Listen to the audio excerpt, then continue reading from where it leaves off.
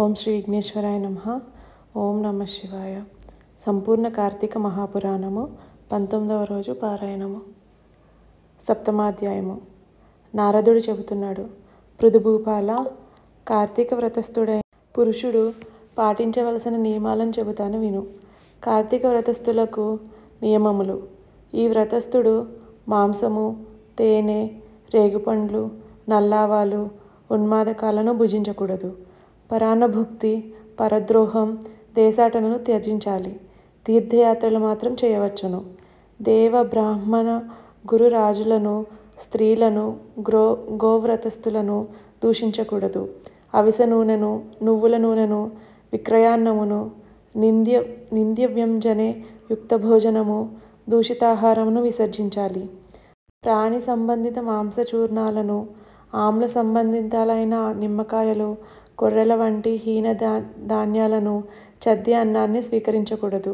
మేక, గేదె, ఆవు వీటి పాలు తప్ప మరే ఇతర ప్రాణుల ఆమిష సంబంధ క్షీరాలను స్వీకరించకూడదు.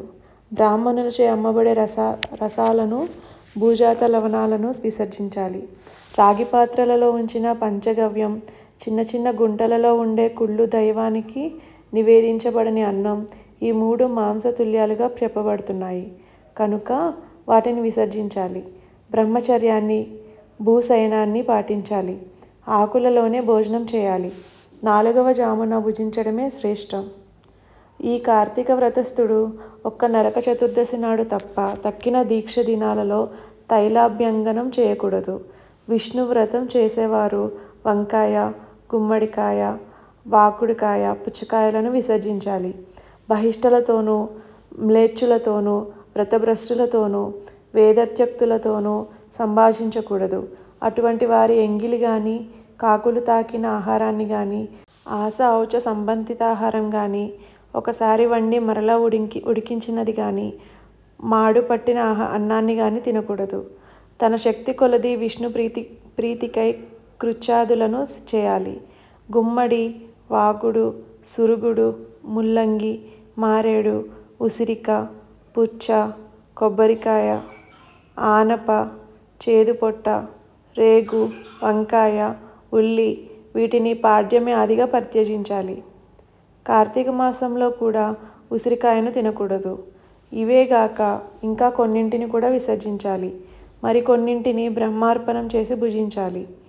ఈ కార్తీక మాసంలో చేసినట్లే మాఘమాసంలో కూడా చేయాలి. కార్తీక వ్రతాన్ని యథావిధిగా ఆచరించే భక్తులను చూసి యమదూతలు సింహాన్ని చూసిన ఏనుగు వలె పారిపోతారు. 100 యజ్ఞాలు చేసిన వాడు కూడా స్వర్గాన్నే పొందుతున్నాడు. కానీ కార్తీక వ్రతస్థుడు మాత్రం వైకుంఠాన్ని పొందుతాడు. కాబట్టి యజ్ఞయాగాదుల కన్నా కార్తీక వ్రతం గొప్పదని తెలుసుకోవాలి. ఓ రాజా, భూలోకంలో ఉన్న పుణ్యక్షేత్రాలన్నీ కూడా కార్తీక వ్రతస్థుని శరీరం అందే ఉంటాయి.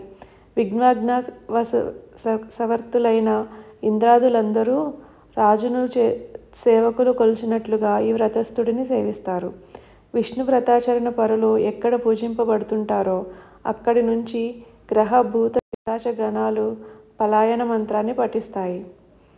యథావిధిగా కార్తీక వ్రతం చేసేవారి పుణ్యాన్ని చెప్పడం చతుర్ముఖుడైన బ్రహ్మకు కూడా సాధ్యము కాదు. ఈ కార్తీక వ్రతాన్ని విడవకుండా ఆచరించేవాడు తీర్థయాత్రలు చేయవలసిన అవసరమే లేదు. సప్తమోధ్యాయ సమాప్త. అష్టమాధ్యాయము. ప్రజారంజనశీల పృథునృపాల. ఇక ఈ కార్తీక వ్రతోద్యాపనా విధిని సంగ్రహంగా చెబుతాను విను. ఉద్యాపనా విధి. విష్ణు ప్రీతి కోసము, వ్రత సాఫల్యత కోసము కార్తీక శుద్ధ చతుర్దశి నాడు వ్రతస్థుడు ఉద్యాపనం చేయాలి. తులసిని స్థాపించి దాని చుట్టూ తోరణాలు గలది, 4 ద్వారాలు కలది, పుష్ప వింజామరలచే అలంకరించబడినది అయిన శుభప్రదమైన మండపాన్ని ఏర్పరచాలి. 4 ద్వారాల వద్ద సుశీల, పుణ్యశీల, జయ, విజయులనే 4 ద్వారపాలకులను మట్టితో ఏర్పరిచి వారిని ప్రత్యేకంగా పూజించాలి. తులసి మొదట్లో 4 రంగుల గల ముగ్గులతో సర్వతోభద్రం అనే అలంకారాన్ని వేయాలి.